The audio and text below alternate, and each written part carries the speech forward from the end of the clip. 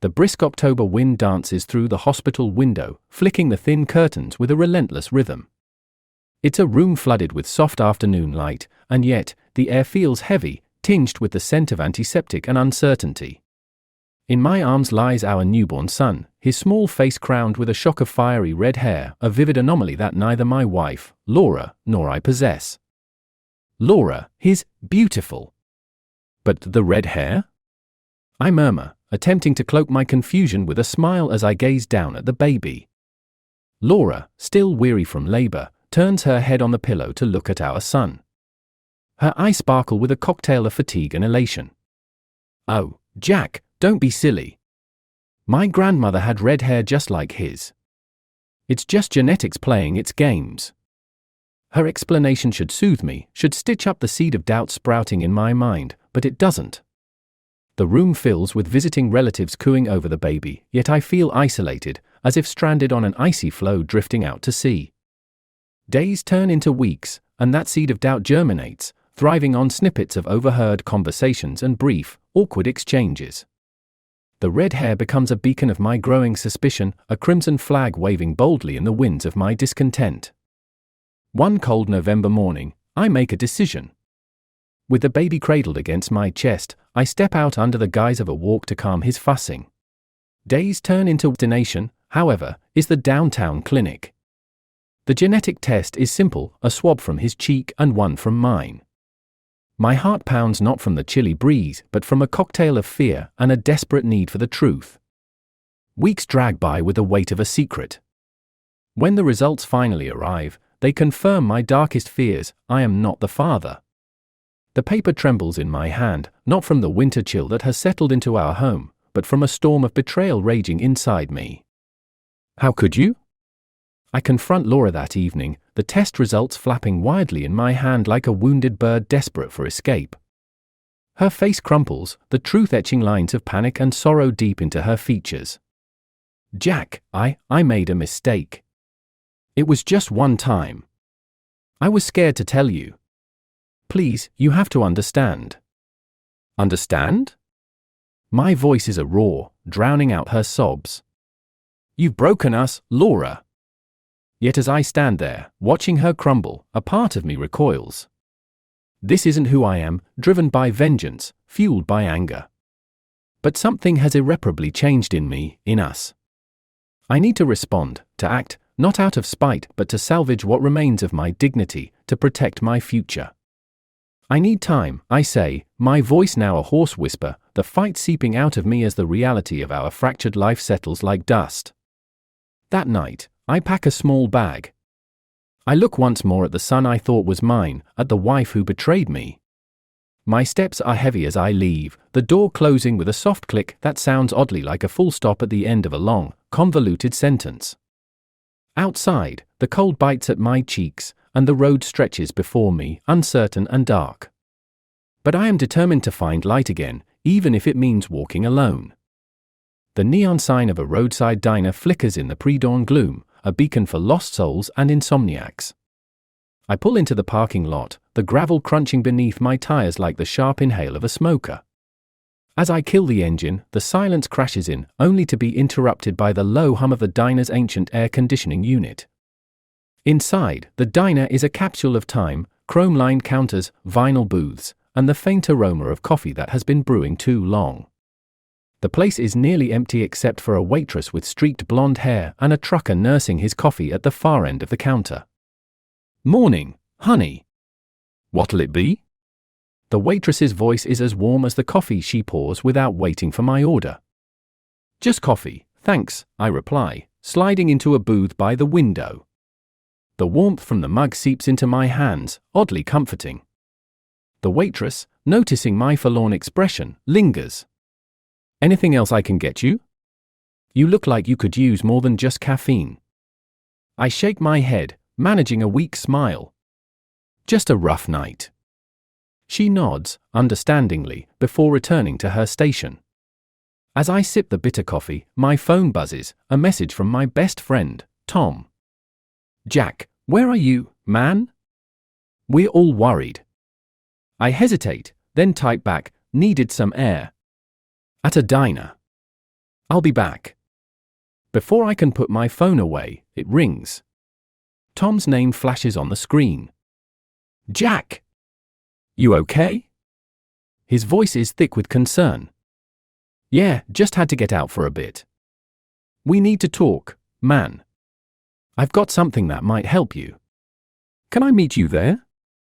Within half an hour, Tom walks through the diner door, his presence commanding as he scans the room and spots me. His face is set, determined. Jack, listen. Before you make any decisions about Laura, there's more you should know. He slides into the booth, his eyes serious. What now? My heart sinks further, a stone in a deep, dark well.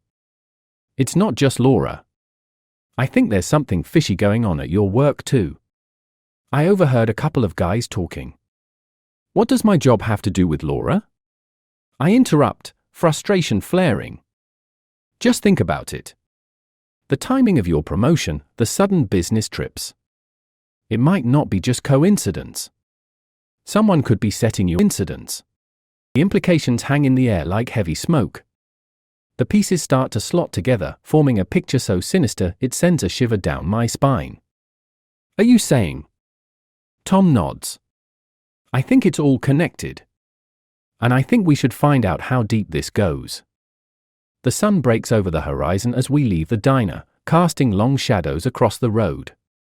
With a newfound ally by my side and a conspiracy unfolding, the path ahead feels less daunting. As we drive back to the city, I realize that finding the truth about Laura might just be the beginning. The real battle lies ahead, and I need to be ready for whatever comes next. The city looms ahead, its skyline a jagged silhouette against the graying dawn. As we approach, Tom's car fills with a palpable tension, thick as the exhaust from the morning traffic. I've been thinking, Tom starts, his eyes flickering to me before returning to the road. We should start with Mark. You know, your direct supervisor. He's always seemed a bit slick to me. Mark? I question, skepticism pinching my features. He's ambitious, sure, but involved in this? Tom shrugs, a gesture filled with uncertainty. It's just a hunch. But think about it. Who benefits most if you're out of the picture at work? The pieces begin to click into place, an unsettling puzzle. As we park near my office, the plan is simple yet fraught with risk: confront Mark, gauge his reaction, search for clues. We stride into the building, the familiar buzz of the corporate machine humming through the air. At this early hour, the halls are mostly empty, the echo of our footsteps a stark reminder of the covert nature of our visit. Reaching Mark's office, we find the door ajar, the room bathed in the soft light of a single desk lamp. Mark is there, hunched over a stack of papers, his posture tense. Jack, Tom, Mark greets without looking up, his tone casual yet cautious. Early start today? We need to talk, Mark, I say, stepping into the room, Tom close behind. Mark leans back, eyeing us both. Oh? What about? It's about the recent changes at work and personal issues involving Laura, I probe, watching his face for any slip, any crack. For a moment, Mark's eyes flicker, a subtle but definite reaction. I don't follow. What do my work changes have to do with your wife? Tom interjects, his voice firm. We think there's more going on. Maybe something that ties both things together. Mark stands, his demeanor shifting to one of defense. Look, I think you're both stressed. Jack, what happened with Laura is unfortunate, but don't drag the office into your personal drama. I step forward, frustration boiling over. It's not just personal drama. There's something off, and we're going to find out what it is. Suddenly, Mark's phone rings, slicing through the tense atmosphere. He glances at it, then us, his expression unreadable. I have to take this. He answers, turning away slightly. Yes? Now? I understand. Hanging up, he faces us again, his tone softened. Jack, Tom, maybe there's something to what you're saying. Let's meet later, discuss this properly. We leave his office, the encounter leaving more questions than answers. As we head toward the elevator, Tom murmurs, "Did you see that?" He's hiding something. Agreed, I reply. We need more proof, though. We're not done yet. The elevator dings, its doors sliding open, and we step inside, descending not just toward the ground floor, but deeper into a web of deceit that threatens everything I thought I knew. As the floors pass, I resolve not just to clear my name or confront Laura, but to uncover the truth, no matter how dark it may be. The late afternoon sun casts long shadows across the city as Tom and I park outside a nondescript warehouse on the outskirts of town. According to Tom's last-minute digging, this place is registered under a shell company that traces back to Mark. "Are you sure this is the right place?" I ask, eyeing the rusty exterior doubtfully. "It's the right place," Tom confirms, checking the data on his phone again. "Records show frequent visits by someone from your company, likely Mark, and I bet it's not for storage." We approach the warehouse cautiously, the gravel beneath our feet crunching like dry bones. The front door is surprisingly unlocked.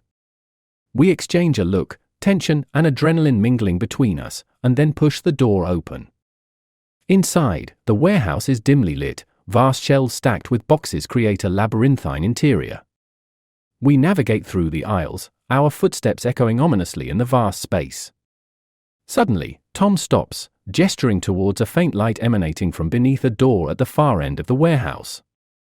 As we edge closer, muffled voices become discernible. I recognize one, it's Mark's. We press our ears against the door, the conversation within slowly becoming clearer. Everything is going as planned. The last shipment went through without a hitch. "We just need to keep up appearances at the office," Mark says, a note of greed laced through his words. "And the scapegoat?" Jack, another voice asks, unfamiliar and cold. "He's out." His personal drama made it easier than expected. "No one will ever suspect us," Mark replies with a chuckle that sends a chill down my spine. Rage and betrayal coil tightly within me. Not just an affair, but a criminal conspiracy, and I was to be the fall guy. Tom signals to me, and on his count, we kick the door open. Mark and a stranger, likely his accomplice, whirl around in shock, their faces draining of color. "Jack!" "What the hell are you?" Mark starts, but I cut him off. "Save it, Mark. I know everything. You used me, set me up to take the fall for your dirty deals." Mark's composure breaks, his facade crumbling as he glances at his partner, who now looks equally trapped. "Jack, listen, we can work this out." "There's nothing to work out," I shout, my voice echoing through the warehouse. "Tom, call the police." As Tom pulls out his phone, the second man makes a break for it, pushing past us. I make a move to follow, but Tom holds me back. "Let him go, we have what we need here." The police arrive within minutes, their sirens cutting through the tense silence of the warehouse. As they cuff Mark and read him his rights, I turn away, the weight of the betrayal still heavy on my shoulders. Days later, the truth comes out in full: illegal activities, embezzlement, and more, all hidden behind the facade of corporate duties. Laura reaches out, her voice a broken whisper on the phone. "Jack, I'm so sorry." "Save it," I cut her off, the final pieces of my broken heart hardening. "It's over, Laura. For good this time." I hang up, staring out at the city that now feels so different. Tom claps a hand on my shoulder, a silent vow of support. "What will you do now?" he asks. "Start over," I reply, my voice steady despite the chaos of the last few weeks. Without her, without all of this. As we walk away from the remnants of my past life, the sun sets, casting the city in a golden light, hinting at new beginnings and the promise of a cleaner slate. The road ahead is uncertain, but for the first time in a long time, it is mine to shape.